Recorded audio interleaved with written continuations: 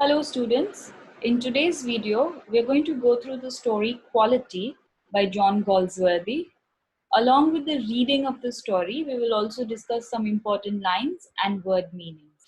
So let's begin with the story Quality by John Galsworthy. I knew him from the days of my extreme youth, because he made my father's boots, inhabiting with his elder brother two little shops let into one, in a small by street, now no more, but then most fashionably placed in the West End. So the story begins with the narrator talking about somebody he knew very well. From the time of his youth, extreme youth, the narrator is trying to tell him from the days when he was growing up. So we know that the narrator here personally knows this character he's going to talk about. So this can be called a first person narrative story. And the narrator knows this man from the time this man made his father's boots. So we know that the person he's talking about is a shoemaker.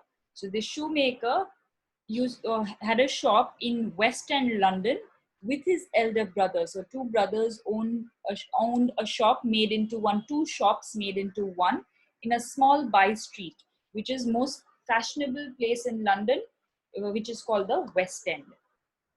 That tenement had a certain quiet distinction. There was no sign upon its face that he made for any of the royal family, merely his own German name of Gessler Brothers. So this shop was in a tenement. A tenement basically is a large building divided into apartments. So here, that's where their shop was, and it was a very modest looking shop. They had no sign or no board which said that they also made shoes for somebody from the royal family. The shop just had their name, the Gessler Brothers. So the German brothers, Gessler Brothers, and in the window a few pair of boots. So the window which showcased the shop had some pairs of boots. I remember that it always troubled me to account for those unwearing boots in the window, for he made only what was ordered, reaching nothing down, and it seemed so inconceivable that what he made could ever have failed to fit. So the the narrator used to go to this place when he was a young boy. So every time he visited, he would look at the boots that were showcased, and he would think, who did it belong to? Because those boots were of fine quality, and he knew that the shoemakers made shoes only on order. So who did it belong to? That was a question as a curious youngster that he had in his mind. And whatever he made, could it never failed to fit anyone. So whatever here is underlined in blue, highlighted in blue, are the lines that can be used, phrases and lines that can be used in your answers. So this talks about the perfection with which these brothers made their boots. Had he bought them to put there? That too seemed inconceivable. He would never have tolerated in his house leather on which he had not worked himself. So we know that these brothers were perfectionists when it came to making shoes, and they would have not bought something from outside and placed it there. So who did it belong to was a question that the narrator had from his young days.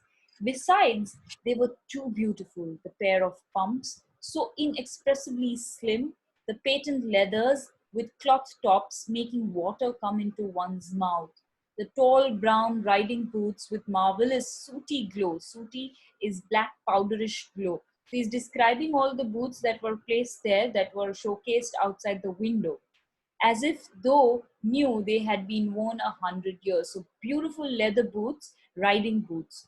Those pairs could only have been made by one who saw before him the soul of boot. So he's trying to tell us, emphasize here, the narrator, that the boots that these brothers made were beautiful, were perfect, and the most beautiful leather was used to make these boots, and these boots as if reflected soul of boots. Here, soul, soul of boots, the very essence of boots. So truly were they prototypes incarnating the very spirit of all foot gear. These boots were made so beautifully that they were like prototypes. Prototypes, basically like the first sample, incarnating the very spirit of boots. So samples almost taking a human form, incarnating the very spirit, showing the very essence and spirit, the meaning of actual good footwear. So we clearly know over here that the narrator is impressed by the way these shoemakers used to make their boots, and he used to go there when he was a child with his father. These thoughts, of course, came to me later, though even when I was promoted to him at the age of perhaps 14, some inkling haunted me of the dignity of himself and brother. So it is only when the narrator turned 14 that he got the chance to wear the boots made by these brothers. And he uses the word promoted here, which shows us that it was like a matter of honor, for matter of pride for the narrator to be able to wear the shoes made by these brothers. For to make boots, such boots as he made, seemed to me then and still seems to me mysterious and wonderful. So we know now that the narrator is an adult and he is reflecting back on the time when he used to go to these shoemakers to get his boots made. And at that time, even in the present, when the narrator has all grown up, he still feels mysterious and wonderful about how they could make such beautiful shoes.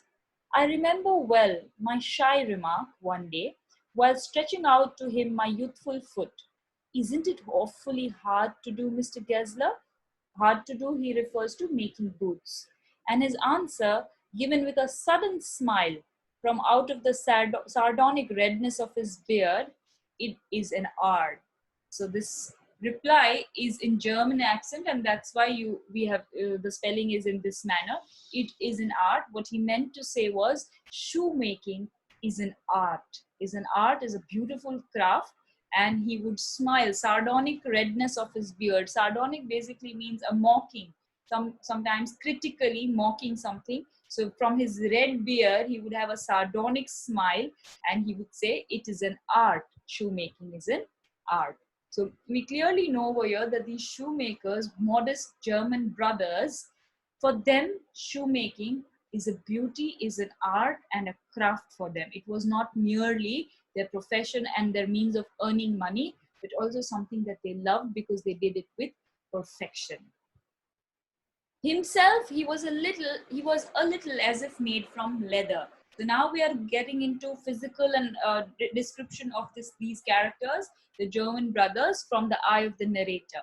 So it looked as if he is little made of leather, with his yellow crinkly face and crinkly reddish hair and beard, and neat folds slanting down his cheeks to the corners of his mouth, and his guttural means harsh sound from the throat, and one toned voice, his voice as if there was no intonation in his voice, one toned, for leather is a sardonic substance. So he too had features like that of leather, stiff, sardonic, and some with the air of superiority. So these men were true artists, and it was also very evident from their appearance.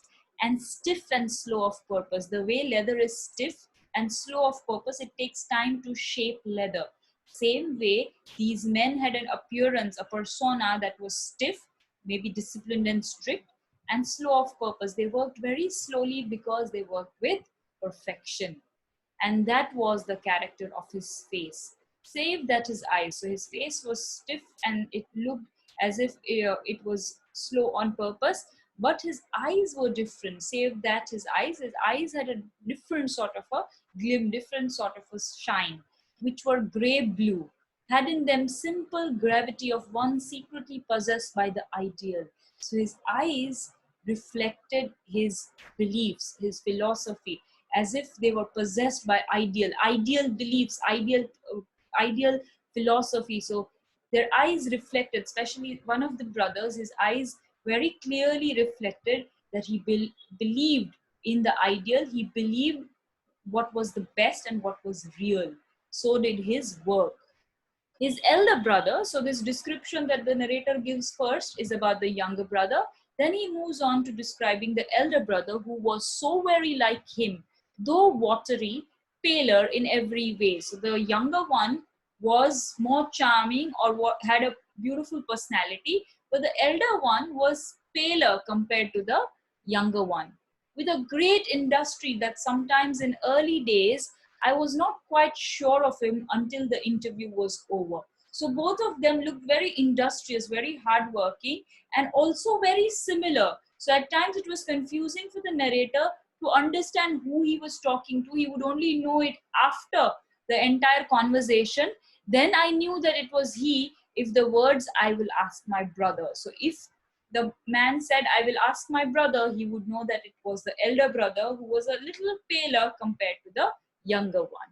Had not been spoken, and that if they had, it was his elder brother. So if the man said, "I will speak to my brother," brother here for brother, if the man said, "I'll speak to my brother," the narrator would understand that it's the elder brother who would often talk to his younger brother before confirming an order. So that is how he could distinguish between the two brothers who looked very similar. When one grew old and wild and ran up bills, one somehow never ran them up with Gessler brothers. So if sometimes somebody is in debt, somebody has spent more than that, more than what they have, they would, those kind of people would still not do that with Gessler brothers. They would still pay up the Gessler brothers, because these brothers were so genuine and perfectionist that even people in debt would never owe money to the Gessler brothers.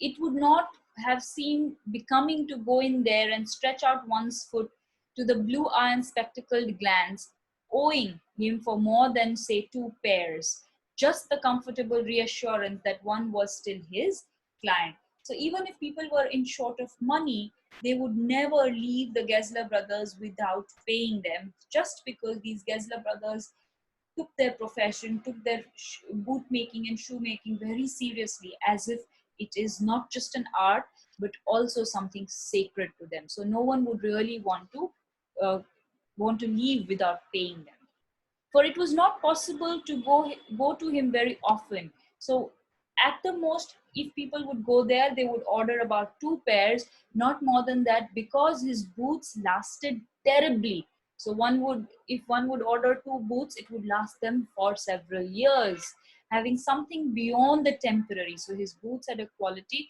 beyond temporary, some, as it were, essence of boot stitched into them, so beautifully made, as if there was an essence of boot stitched into them. The very art of shoemaking was stitched into them. One went in, not as into most shops, in the mood of "please serve me and let me go," but restful, as one enters a church. So even the atmosphere in their shop was as sacred as if entering a church.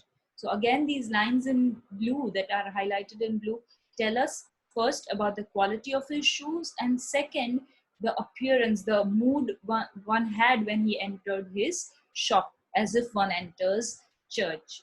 And sitting on the single wooden chair, waited for there was never anybody there. So when somebody entered the shop, they wouldn't directly meet the brothers, because the brothers would be upstairs in their workshop, always working. So one had to wait there.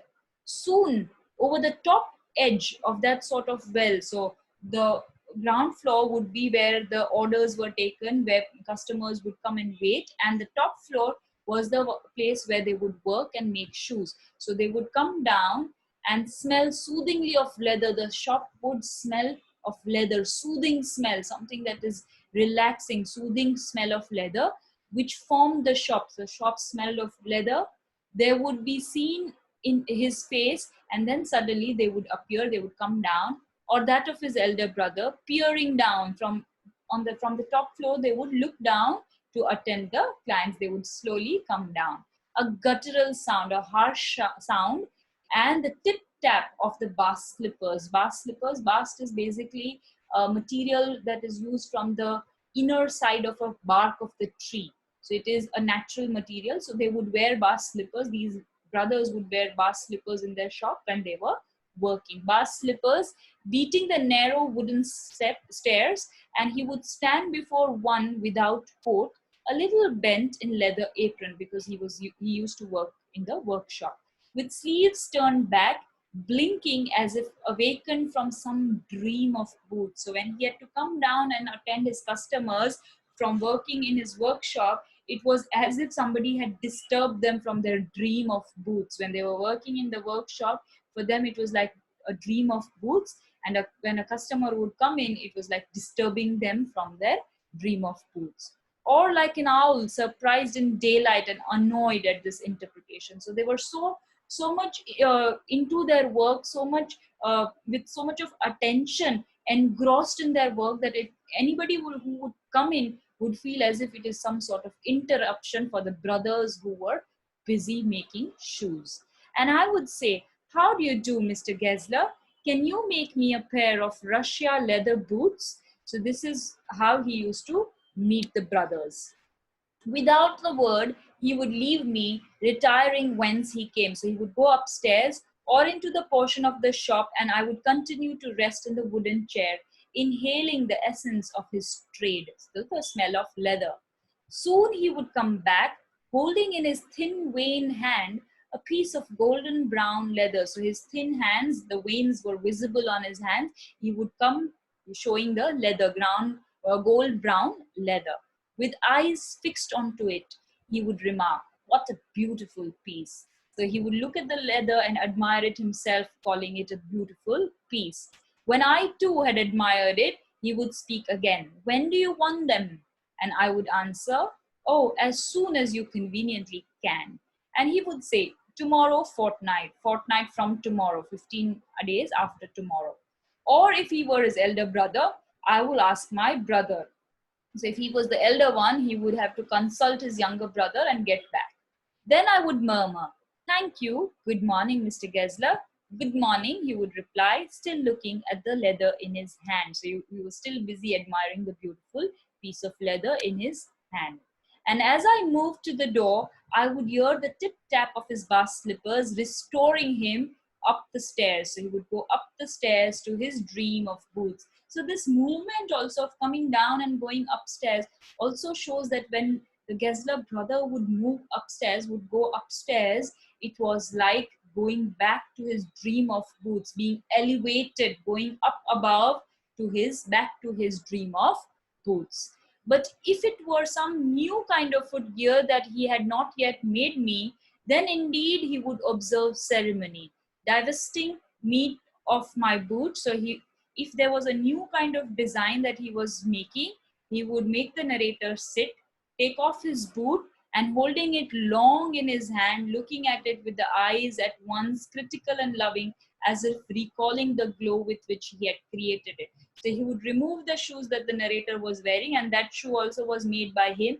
So he would admire it. He would also look at it, glance at it, sometimes lovingly, sometimes critically, and rebuking the way in which one had disorganized this masterpiece. So because of wearing these shoes for a very long time, if the shape had been distorted, this man would look at it critically because his masterpiece was sort of distorted.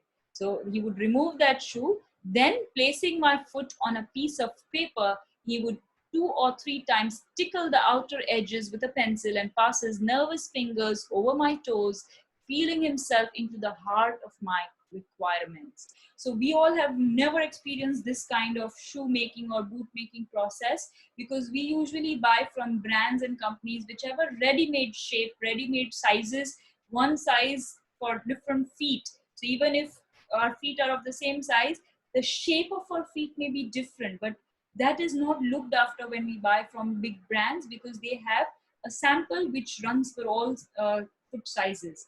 Here, the bootmaker, the shoemaker, understands each and every requirement of the customer, and he traces his fingers. He would draw the shape of the toes. He would understand by feeling the toes what would the person need. So these shoes were made to order, made to fit, customized to fit everyone's requirements.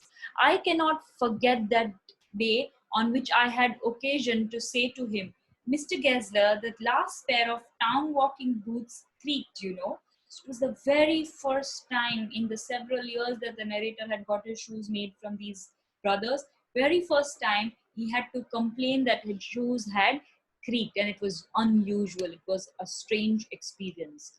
He looked at me for a time without replying, as if expecting me to withdraw or qualify the statement, then said, "It shouldn't have creaked." So it was impossible. So he could not believe it. And he said, "It should not have creaked." "It did, I'm afraid." You got them wet before they found themselves. So he's asking the narrator, the Gessler brother is asking the narrator, did you get the leather wet before you actually started wearing it, before it actually fit you? So even before that, if the leather gets wet, it would change its shape. I don't think so. At that, he lowered his eyes as if hunting for memory of those boots, and I felt sorry I had mentioned this grave thing. So the narrator could feel the pain that Gessler brother was undergoing because of this complaint, because he was such a perfectionist. So to get a complaint from his client was almost heartbreaking for him. Send them back, he said. I will look at them. A feeling of compassion for my creaking boots surged up in me. So he felt sorry for the boots that he had to give for repair. So well could I imagine the sorrowful long curiosity of regard which he would bend on them. So he would spend so much time. He knew that the Gessler brother was such a perfectionist, both the brothers, in fact, that he would spend hours investigating what went wrong with the shoes, so much so that the narrator actually started feeling for that pair of shoes. Some boots, he said slowly, are bad from birth. If I can do nothing with them, I take them off your bill. Once only, I went absent-mindedly into his shop in a pair of boots bought in an emergency at some large firms. He took my order without showing me any leather, and I could feel his eyes penetrating the inferior integument of my foot. At last, he said, those are not my boots. So only once the narrator in an emergency had bought shoes from some big brand, which are these ready-made shoes not made on order, and he visits the Gessler brother wearing those shoes, and immediately he could recognize, one of the Gessler brothers could recognize that these are not the shoes made by him. The tone was not of anger. So this is of course the younger Gessler brother. The tone was not of anger, nor of sorrow, not even of contempt, but there was in it something quiet that froze the blood. So he was heartbroken that his customer had bought a pair from a big firm, ready-made pair, and this sort of froze his blood. It was that disheartening, that traumatizing for him. He had his hand down and pressed a finger on the place where the left boot, endeavoring to be fashionable, was not quite comfortable.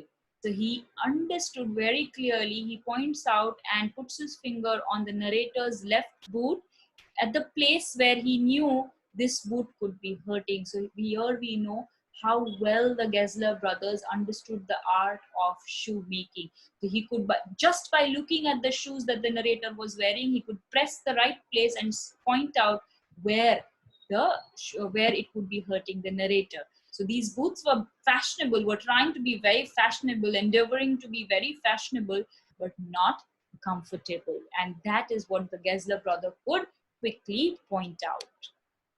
It hurts you there, he said. Those big firms here means firms, have no self-respect. Trash means trash. Those big firms have no self-respect because they make cheap quality of boots. They are all trash, rubbish. And then, as if something had given way within him, he spoke long and bitterly. It was the only time I ever heard him discuss the conditions and hardships of his trade.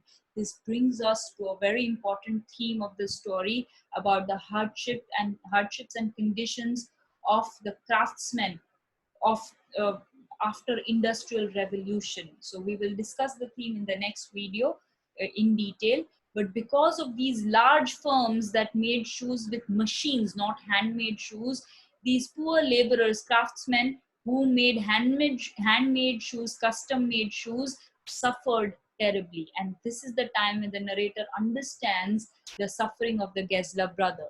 They get it all. He's talking about the big firms. They get it all, he said. They get it by advertisement, not by work. They take it away from us. They take our work away from us who love our boots. We love our boots. We are perfectionists, and this is a craft art for us. But these big firms, because of their advertising, take it away from us.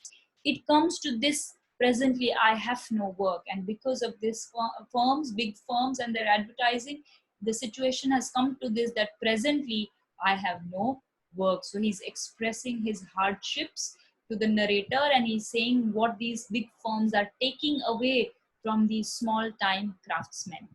Every year it gets less, you will see. Every year his work gets less. And looking at his lined face, I saw things I had never noticed before. Bitter things, bitter struggle. And what a lot of gray hairs there seemed suddenly in his red beard. So this is the first time narrator is understanding the hardships of a craftsman, and he understands that his lined face that shows struggle, his red beard that had now started turning gray, is not only because of age but also because of the hardships and the struggle that this poor craftsman is facing because of the industrial revolution and because of the influx of this big firms who take away business from small craftsmen. As best as I could, I explained the circumstances of the purchase of those ill-omened boots. So he tried to explain, tried to make this Gessler brother comfortable with the fact that these shoes were only bought during an emergency. But of course, the Gessler brother knew that slowly and gradually all his customers will start buying from big firms. So the narrator calls them ill-omened boots, as if they were bought at a wrong time, at a bad time.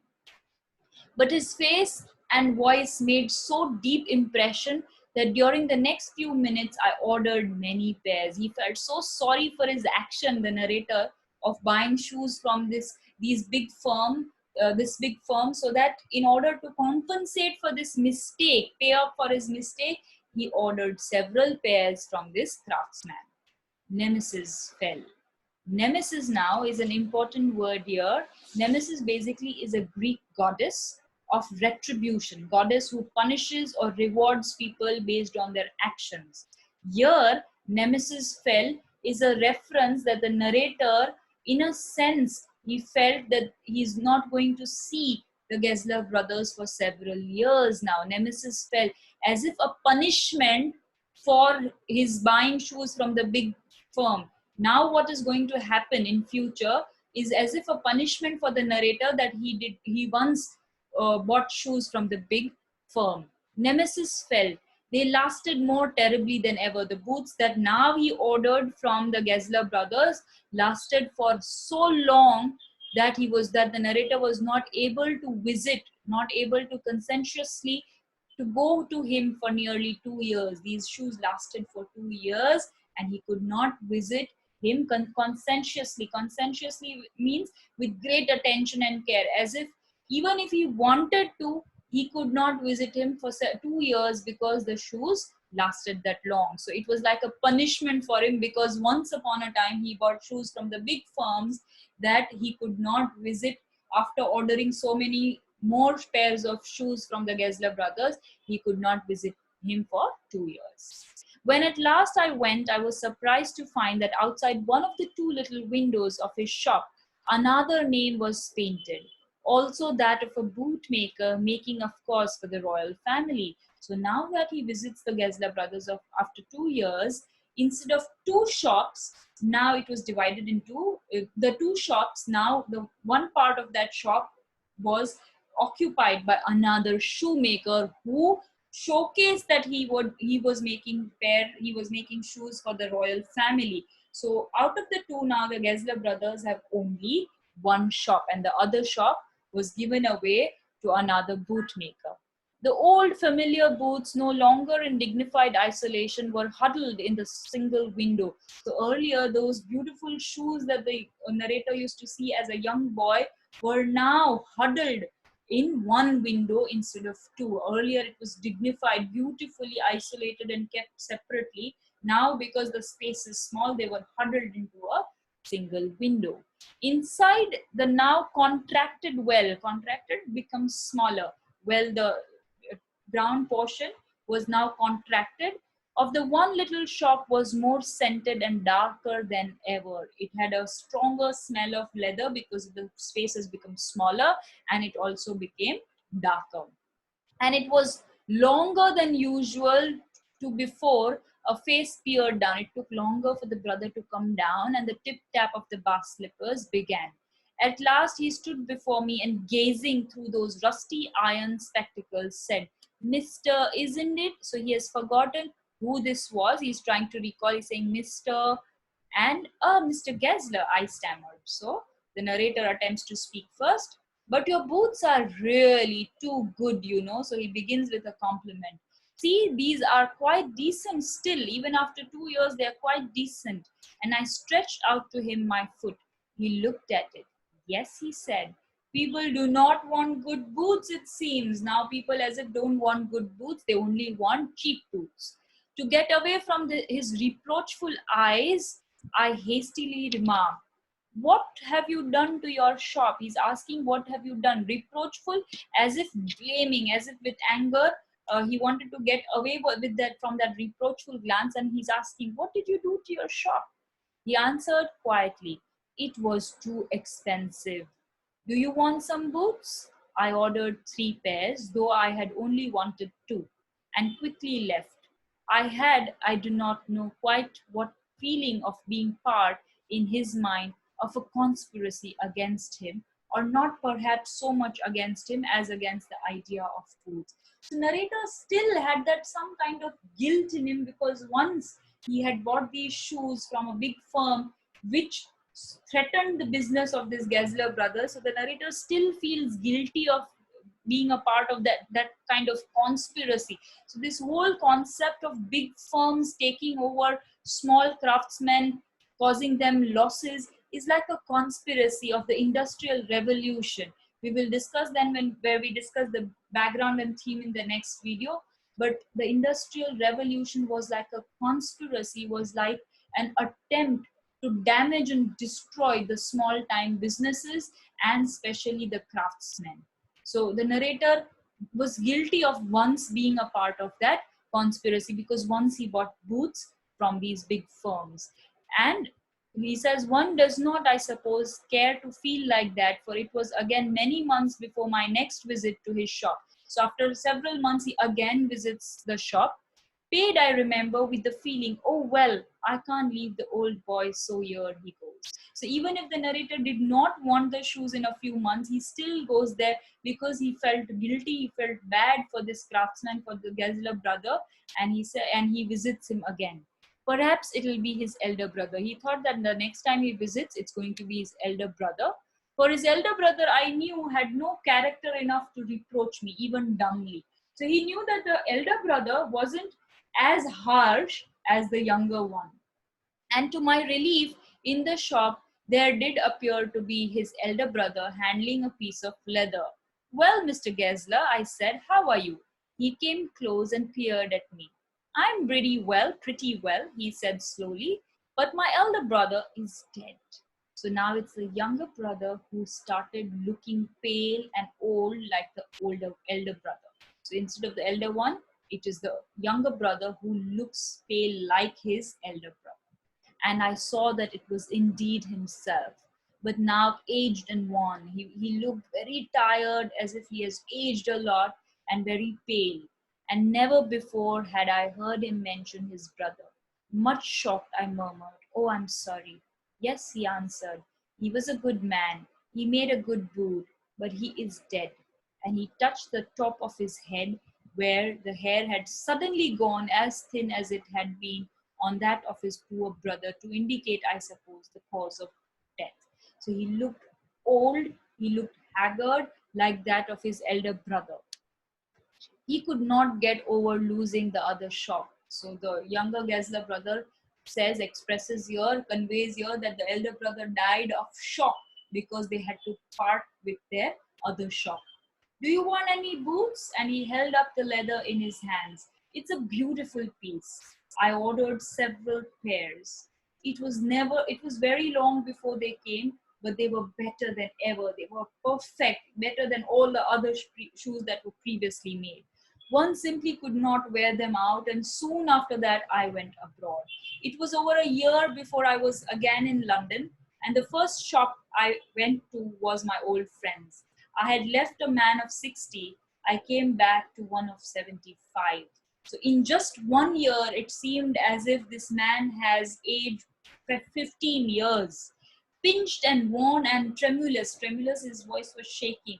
who genuinely this time did not at first know me. Genuinely, he had forgotten the narrator. He could not recognize the narrator. It seemed it clearly shows this man is haggard, old, tired, and is aging. Oh, Mr. Gessler, I said, sick at heart. The narrator felt sick at heart looking at his condition.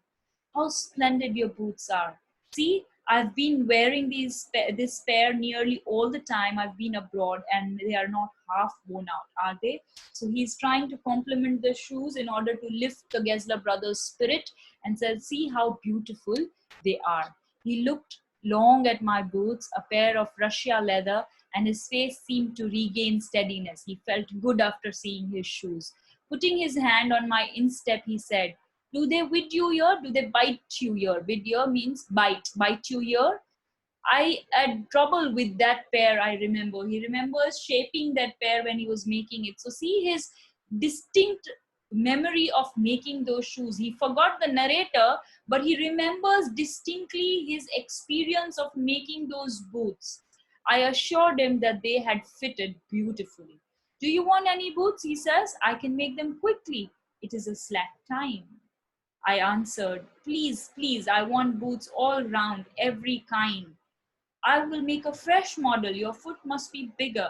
And with utter slowness, he traced round my foot and felt my toes only once, looking up to say, did I tell you my brother was dead? So see, he's forgetting things, but he's not forgetting the process of shoemaking, the memories of making shoes. To watch him was painful. So feeble had he grown, feeble, weak. So the narrator feels extremely sad. He's feeling bad and disheartened looking at this old man. I was glad to get away. He just felt relieved when he went away, because when he was with the Gessler brother, he felt bad. He felt awful for that poor man. I had given those boots up when one evening they came. So he had forgotten about the boots, and suddenly one evening they came. Opening the parcel, I set the four pairs out in a row. Then one by one, I tried them on. There was no doubt about it. So even if the man was old, feeble, weak, losing his memory, but still he made beautiful, exceptional shoes. In shape and fit, in finish and quality of leather, they were the best he had ever made. So this was like the best pieces that he had ever made. And in the mouth of one of the town walking boots, I found his bill. The amount was the same as usual, but it gave me quite a shock. He had never before sent it till quarter day. So till 15 days he would not send it, but this time the narrator is shocked because the bill came in with the boots, which shows that the shoemaker, Gessler brother, was in need of money. First, it shows that, and second, of course, it shows that he was not getting any orders. That's the reason he wanted the payment immediately. The amount was the same, which is something to again wonder that even if the times were changing, he had no orders, the amount was still the same. He had not increased his charges, which shows how genuine he was. He had never before sent it till the quarter day. I flew downstairs and wrote a check and posted it at once with my own hand. A week later, passing the little street, I thought I would go in and tell him how splendidly the new boots fitted. So after a week, he was passing by the street and he wanted to go and compliment. But when I came to where this shop had been, his name was gone. Still there in the window were the slim pumps, the patent leathers with cloth tops, the sooty riding boots. The boots that he always had at the window were still there, but the name Gessler brother was gone. I went in, very much disturbed. In the two little shops again, made into one, was a young man with an English face. Mr. Gessler in? I said. He gave me a strange, ingratiating look. No, sir, he said. Ingratiating, he's giving an ingratiating look. Ingratiating means as if an expression to gain favor, as if the man who was at the shop wants some kind of favor from the narrator. He said, no, but we can attend to anything with pleasure. We've taken the shop over. You've seen our name, no doubt, next door. So the shop that was given to the next door shoemakers, now they also have this another shop. We make for some very good people. Yes, yes, I said. But Mr. Gessler? Oh, he answered, dead. So even the younger brother has died. Dead? But I only received those boots from him yesterday, Wednesday week. Sorry, I received it last Wednesday week. Ah, he said, shocking though. Poor old man starved himself. Within a week, he died because he starved himself out of poverty, out of his passion for shoemaking. Slow starvation, doctor called it. You see, he went to work in such a way, would keep the shop on, wouldn't have a soul touch his boots except himself. When he got an order, it took him such a time. People won't wait. He lost everybody, and there he'd sit going on and on. I will say that for him, not a man in London made a better boot. So this is the shoemaker that had a shop next door, and he is saying that not a man in London made a better boot. But the problem was that Gessler brother was so passionate about his art that he never let anybody else touch his shoes. He never hired people to make shoes. We went on all day, and because he was old, it took him more and more time to make shoes, and his customers now wouldn't wait. But look at the competition. He never advertised, would have the best leather too, and do it all himself. Well, there it is. What could you expect with his ideas? Because of his ideas of perfection, because of his commitment to work, he never advertised like his competitors, and there was so much of competition because of the big firms that his ideas failed to survive, and he failed to survive because of the competition and because of these big firms that merely got everything out of advertisement, not out of quality. So his quality of shoes certainly was superior to all the other shoes that were made by the big firms or other shoemakers, yet he failed to survive because these big firms sold cheap shoes with advertising. But starvation, narrator is shocked. That may be a bit flowery, as the saying is, but I know myself, he was sitting over his boots day and night to the very last.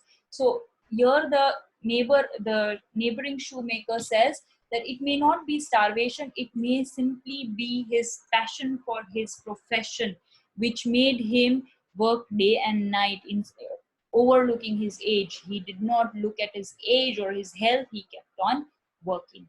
You see, I used to watch him. Never gave himself time to eat, never had a penny in the house, all went in rent and leather. How he lived so long, I don't know. He regularly let his fire go out. He was a character, but he made good boots. Yes, I said, he made good boots. So, in spite of being a perfectionist, in spite of making the best quality of shoes, he died a death of poverty. He died because of starvation and because of the disheartenment that he faced in his aging years, that his customers were no more with him, and they liked buying from bigger firms because of the pricing and because of the advertising and the glamour that the big firms brought in. And I turned and went out quickly, for I did not want that youth to know that I could hardly see. So the narrator's eyes were now teary, and he did not want the young boy who was talking to him to know that he was about to cry.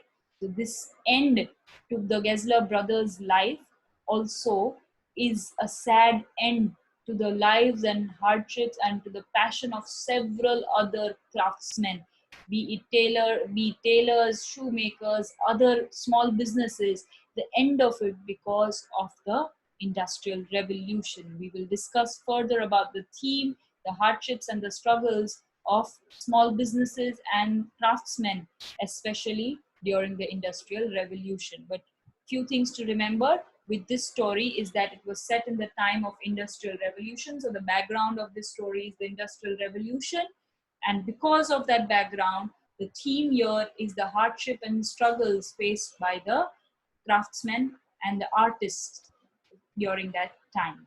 In the next video, we will discuss about the themes and the characters as well as the other elements of the story to understand this better.